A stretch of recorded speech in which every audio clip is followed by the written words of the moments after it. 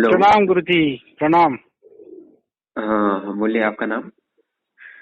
अभी हाँ बोलिए, कैसा अनुभव कल रहा? कल 10:30 बजे बैठा था मैं। हम्म। तो जैसे पहले मंत्र में जब जैसे बोला ना, हम्म। तो मैंने दिए के ऊपर वो ऐसा रखने के लिए कांच का शीशी नहीं होता है, गोल वाला हाँ रिंग, हाँ हाँ। वो लाके रखा था। मेरा हवा से बुझना नहीं चाहिए दिया इसलिए। हम्म। तो जैसे एक मंत्र बोला ना, एक मंत्र पूरा वैसे वो फूट गया अचानक से। अच्छा, गर्म वाला फूट गया। हाँ हाँ। हाँ, तो अभी कैसा करना है फिर? अच्छा, गर्म होके फूटा क्या? एक ही माला में फूट गया? अच्छा, एक माला माला पर। नहीं, मैंने सिर्फ फर्स्ट माला का जो पहला मंत्र स्टार्ट अपन जब करते हैं ना, हाँ तभी। अच्छा स्टार्ट किया था, एक एक एक मंत्र हुआ और लगेज फूट गया वो। अच्छा। वो तो गर्म भी नहीं हुआ था क्योंकि मैंने जस्ट तभी दिया जलाया था, इतना गर्म भी नहीं हुआ था वो। अच्छा तो हाँ, तो होते रहता है ऐसे। अगर कहते हैं अभी ऐसे अनुभव तो होते रहते हैं। वो डराने की कोशिश करती है और ऊर्जा। मेरे मंत्र तो आपको पता है, और अनुभव तो सुनते रहते हैं ना आप? हाँ हाँ हाँ, सुनता हूँ तो ना। बहुत सारे एक ही झटके किसी किसी को तो बिना विधि विधान से करते हैं तो भी उनको अनुभव होते हैं। तो ये तो होना स्वाभाविक है। ठीक है। तो बस तो अभी दूसरी, हाँ, तो आप कोई पुट्टा वगैरह रख लीजिएगा। कोई बर्तन होते ना जो जाली जैसे होती है, वो रखेंगे तो भी चलेगा। ठीक मतलब पास में रखना है क्या? है दीपक। नहीं, क्या पास में रखना आपने बोला? आप कोई और रास्ता ढूंढिए जिससे कि हवा ना लगे और दीपक ना बुझे। हाँ हाँ हाँ हाँ हाँ, कांच का वो रखने की जरूरत नहीं ना। हाँ, कुछ और रख लीजिएगा। ठीक है। हाँ, ओके, तो एक ही कितना बड़ा था क्या छोटा था वो कांच का बर्तन? कैसा था? कितना था? बड़ा था, बड़ा लाया था मैंने। अच्छा, फोटो नहीं खींचे क्या उसका? मीडियम साइज नहीं ना, फोटो भी नहीं खींची। मीडियम था तो दीपक से कितना नजदीक था?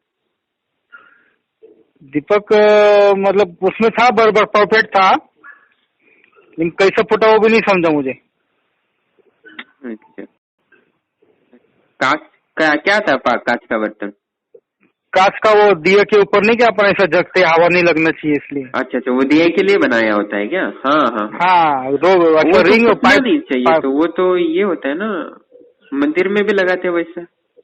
हाँ, तो कैसे फूटा मैं वही समझ रहा नहीं ना, इसलिए तो मैं आपको पूछता हूँ। हाँ, वो तो मैं तो ये काकंड ज्योति लगाता हूँ, उसमें तो वही उतना ही वही कांच का लगाता हूँ, वो कभी फूटता नहीं। हाँ, तो कल कैसे फूटा मैं वही पूछने के लिए आपको पूरा, आप गुरुजी को पूछेंगे हाँ फिर। चलो, अच्छा तो ये तो संकेत है आपका मंत्र काम कर रहा है, हर दिन नए अनुभव हो रहे हैं आपको। और ठीक है। मैंने एक्चुअली कल क्या किया था, ये सर, ये घेरा मंत्र नहीं लगाया था, ऐसे बैठ गया था। अच्छा, गहरा मंत्र नहीं लगाया? नहीं ठीक है। लगाया मैंने सुरक्षा घेरा मंत्र। हाँ, गहरा लगाते हो तो आपको अनुभव कम होंगे, पर गहरा नहीं लगाते हैं तो अनुभव ज्यादा होते हाँ हैं। होता हाँ, नहीं है, इसी, कुछ नहीं होता, वो शक्तियाँ कुछ नहीं करती। डरने की तो कोई जरूरत नहीं है। बस वो हाँ अपनी मतलब हरकतें से लेते लेते, जैसे हम छोटे बच्चों को हम सताते हैं ना, उससे कुछ किसको? छीन ले। अब छोटा बच्चा होता है ना, हाँ हाँ हाँ हाँ उसके साथ हम खेलते हैं, उसको परेशान करते हैं ना। हाँ हाँ हाँ, तो उससे क्या होता है कि वो उसकी बुद्धि भी चालाक हो जाती है, वो उसकी ताकत क्षमता बढ़ जाती है हमसे लड़ते लड़ते। परेशान हाँ। जरूर होता है, तो वैसे ही शक्तियां भी खेलती रहती है हमसे। ठीक है। तो ऐसा बैठ सकता हूँ ना डायरेक्ट, कोई प्रॉब्लम नहीं ना? हाँ नहीं, कुछ प्रॉब्लम नहीं। ओके। वैसा आपका आशीर्वाद रहने दो वहां से। हाँ डेफिनेटली 100%। ओके। चलेगा चलेगा। बस ठीक है, आप बस करते रहिए। आपका 100% सिद्धि तो मिलना निश्चित है, क्योंकि दूसरों को दे सकता है तो आपको क्यों नहीं दे? ठीक। चलेगा गुरुजी, मुझे आपसे जरा एक दो क्वेश्चन पूछना था। आप कहाँ से, क्या है, मुझे कुछ पता ही नहीं, बताएंगे तो थोड़ा अच्छा लगेगा। हाँ, मैं कहाँ से हूँ? अच्छा अच्छा। मतलब आपका आश्रम कहाँ है, क्या है, आप क्या है, मतलब मुझे पता नहीं ना कुछ। हाँ, तो पहले जब मैं 19-18 साल का था तब मैं उत्तरकाशी गया था, घर से भाग के। अच्छा हाँ, तो अच्छा मैं अच्छा। वहाँ योग साधना की 2 साल तक। उसके बाद अष्टांग योग की साधना करना शुरू किया था 2 साल थोड़ा तक। थोड़ा थोड़ा रेंज में आइए ना गुरुजी, आपका आवाज कट हो रहा है। हाँ तो हाँ, उत्तरकाशी में था मैं। उत्तरकाशी में 2-3 साल मैंने अष्टांग योग की साधना की वहाँ। उसमें मुझे विचार अनुभूति, वितर्क अनुभूति, उसके बाद आनंद अनुभूति, समाधि प्राप्त होती है, वो प्राप्त हुई। ओके, अच्छा तो अच्छा। उसे बोलते हैं कि आत्म साक्षात्कार के लिए जितना आवश्यक होती है तीसरी समाधि, वो मैंने हाँ प्राप्त कर ली। उसके बाद आत्मानुभूति समाधि प्राप्त करते ना व्यक्ति चलते फिरते दिव्य आनंद प्राप्त करता है, जो आत्मानंद और सच्चिदानंद कहते हैं ना, हाँ हाँ हाँ। हाँ वो प्राप्त हुई। उसके बाद जो बाकी के 5 समाधि होते जो जो अस्मिता अनुभूति, और बाकी के 4 समाधि होते जो कैवल्य तक पहुंचाते, वो ईश्वर साक्षात्कार के लिए होते। और अच्छा ये बाकी के ये पहले 3 समाधि वो आत्म साक्षात्कार। अभी मैं वो समाधि प्राप्त करने के बाद जब गुरुजी ने कहा कि अभी तंत्र के साधनाओं को साधना, तब मैंने 10 महाविद्याओं की साधना शुरू की। उसके बाद यक्षिणी अप्सरा और पिशाचिनों के गुरुजी ने मुझे मंत्र दिए। तो अच्छा अच्छा हाँ, तो अभी मैं यहाँ गुजरात में हूँ, गुजरात के आश्रम में। ठीक अच्छा। है, आप तो वीडियो देख सकते हैं, आश्रम के वीडियो भी है। ठीक, हाँ हाँ हाँ। हाँ, ओके। तो बताता लेकिन रहूंगा, अभी जब साधना आप शुरू करते रहेंगे आपको बताता रहूंगा धीरे धीरे। अभी एक हाँ, ही लेकिन नजर से। आपसे मिलके बहुत अच्छा लगा लेकिन मुझे। हाँ, वो तो है, प्रसन्नता अनुभव होती है ना। हाँ, क्योंकि आपने बिना कुछ दक्षिणा लिए मुझे साधना दी, आप मुझे आपका यह बहुत अच्छा लगा। हम्म, क्योंकि बाकी इतने यूट्यूब में बैठे सब पैसा मांगते पहले। हम्म, हाँ ठीक है, ओके। चलेगा, अच्छा लगा। हाँ, जब सिद्धि प्राप्त होगी तब और भी ज्यादा प्रसन्नता हुई। ठीक, चलेगा चलेगा गुरुजी। ओके। ओके। हाँ, बस आप मेहनत करेंगे तो मैं 100% आपको सिद्धि दे सकता हूँ, बस मेहनत करनी है। ठीक, और बस। अपना ट्रांसफर भी करते क्या आप? मैं किसे उसके लिए पैसा बहुत लगता है, हवन करके देता हूँ। ट्रांसफर ना हम्म, होता है क्या लेकिन 100%? नहीं, आधा मिलता है, पूरा नहीं मिलता। पूरा आपको बाद में वो ध्यान वगैरह प्रक्रिया करनी पड़ती है, उसके लिए भी प्रक्रिया है। हाँ ना। जो ज्यादा देर बैठ नहीं सकते उनके लिए सही है। यानी हाँ आधा मेहनत तो करना ही पड़ता है। इससे बरोबर अच्छा है कि आप बरोबर। खुद ही साधना करो, मिल जाएगी। चलेगा चलेगा। हम्म, ओके गुरुजी, धन्यवाद। ठीक।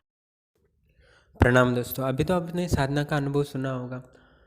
तो साधना में होता रहता है, बहुत सारे होते हैं जो भौतिक जीवन से बहुत ही विश्वास करने लायक नहीं होते, ऐसी घटनाएं घटती है हम साधना में, और ऐसे अनुभव होते ही होते हैं, और इसी को तो साधना कहते हैं।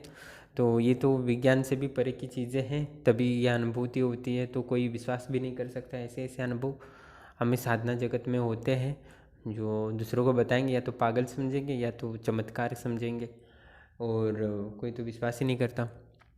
तो बहुत सारे है भौतिक जीवन से भी परे जो जो साधक ही जान सकता है, जो साधनाओं में सदा रहता है, और सदा साधना में रहेंगे तो जीवन में ऐसे ऐसे अनुभव होंगे कि आप सोच भी नहीं सकेंगे, ना कभी सोचा होगा, कोई कल्पना किए होंगे।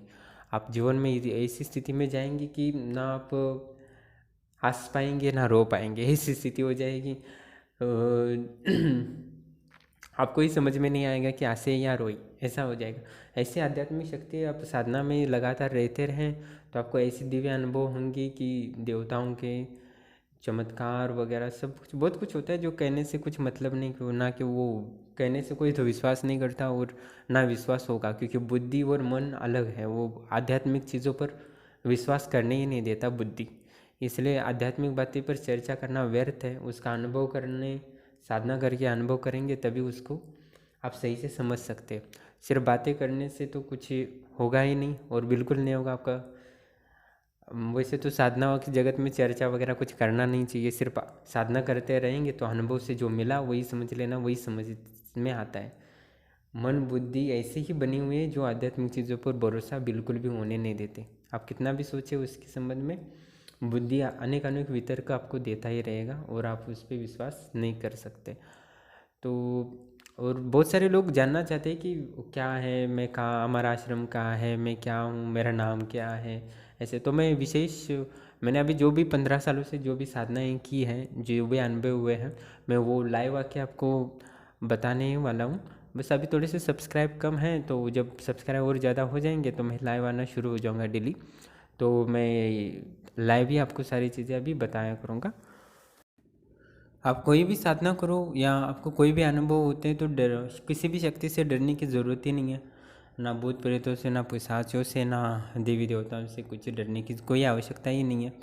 आप सिर्फ शांति से जो अनुभव हो रहे हैं उसका अनुभव करते रहे, विदाउट कुछ उसके प्रतिक्रिया के, तो आप निश्चित ही साधना में और आगे जाएंगे और उस अनुभव को समझ पाएंगे।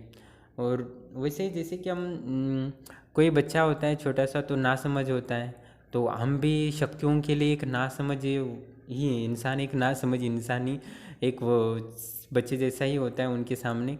तो उसी से वो अलग अलग अनुभव कराती हैं, जैसे कि हम डरे, हम उनसे विचलित हो जाएं, परेशान हो जाएं ऐसे। तो इसी कड़ी में हम एक साचे साधक बनने लगते हैं। तो हम जैसे छोटे बच्चों को चिढ़ाते रहते हैं, परेशान करते रहते हैं, तो वैसे ही परेशान करते हैं मजाक में। तो वैसे ही शक्तियाँ भी हमसे जब आती हैं तो वो बहुत सारा मजाक करना शुरू करती है। हम उस मजाक को ही हम डर समझ बैठते हैं। जैसे बच्चा हम जो मजाक करते हैं उसका वो डर जाता है, परेशान होता है, वैसे ही हम शक्तियों से डरने लगते हैं, छोटी छोटी उनकी हरकतों से। वो सिर्फ कोई छूने लगे तो भी हम उनसे परेशान हो जाते हैं, अभी ये क्या करेगी, वो क्या करेगी। हम व्यर्थ की कल्पनाएं करते रहते हैं जिसका वास्तव से कोई संबंध ही नहीं होता। कोई शक्ति स्पर्श करने लगे तो लगता है कोई अभी आग गला तो नहीं दबा देगी, ऐसा बहुत सारे लोग सोचते रहते हैं पहले पहले साधना करते हैं। तो अप्सरा भी छूने लगे तो भी उससे पर स्पर्श उसका स्पर्श का अनुभव होते ही वो बहुत सारे लोग डरने लगते हैं। तो शक्तियों से डरने की बिल्कुल ही कोई ज़रूरत नहीं, ना वो आती गला दबाएगी ना मार देगी, ऐसा कुछ नहीं होता। बस वो कहानियों में कहीं सुने होते हैं तो वो वही कल्पना, वही दिमाग, वही विचार सोचते रहते हैं और साधना में डरते रहते हैं, और बीच में कोई तो डर के साधना भी छोड़ देते हैं। तो आप गुरु पर विश्वास करते हैं या अपने इष्ट पर विश्वास करते हो तो आपको कुछ होगा ही नहीं। और वैसे आप विश्वास भी नहीं करते, कोई साधना भी नहीं कि पहली बार करे हैं, तो भी आपको कोई डरने की ज़रूरत नहीं है। कोई भी शक्ति आती ही किसी को भी पहली बार में नहीं मारती है, ना मारेगी। तो आप बिल्कुल भी बिंदास होकर साधना करिए। कोई भी आप बस अपने खुद पर भरोसा रखेंगे, आत्मविश्वास अपनी आत्मशक्ति पर केंद्रित करेंगे, योग साधनाएं करेंगे तो आपकी आत्मबल बढ़ेगा, आत्मविश्वास बढ़ेगा। तो ध्यान वगैरह अवश्य करते रहिए जिससे कि आपकी दिमाग और मन पर संयम बढ़ जाए और वो आपके आत्मा पर हावी ना हो। और ज़्यादातर साधक को आत्मा पर ज़्यादा ध्यान देना चाहिए, जिससे सारी केंद्र में तो आत्मा ही है। सब स्थिति में आत्मा पर आप विचार करेंगे तभी तो एक अच्छा साधक बन जाएंगे। और इसीलिए तो आध्यात्म कहते हैं, अध्याय और आत्मा।